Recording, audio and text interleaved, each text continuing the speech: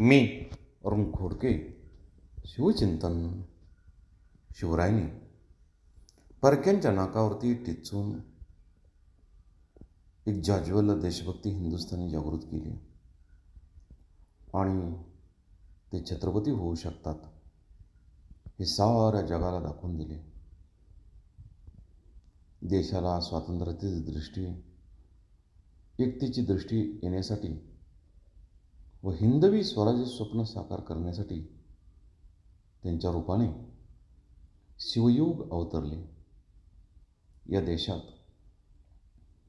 राजा होऊ शकतो, हिंदुही छत्रपती होऊ शकतो, छत्रचामरे मिरवू शकतो, हिंदवी स्वराज्याचा अधिपती होऊ शकतो, हे साऱ्या जगाला दाखवून दिले.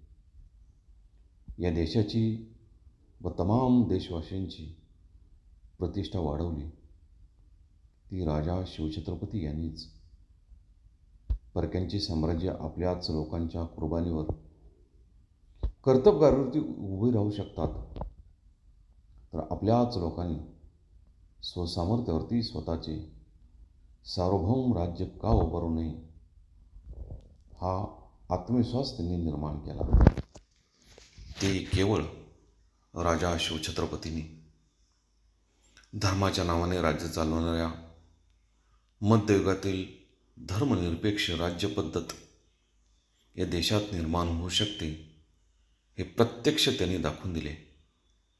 म्हणून शिवरायांचे श्रेष्ठत्व हे केवळ स्वकीय होते, हिंदवी होते ते तर आहेच, पण त्याहीपेक्षा या देशाला स्वातंत्र्याची, स्वाभिमानाची, ऐक्याची प्रथम प्रेरणा देणारे होते. बहुत काय बोलणे. राम कृष्ण.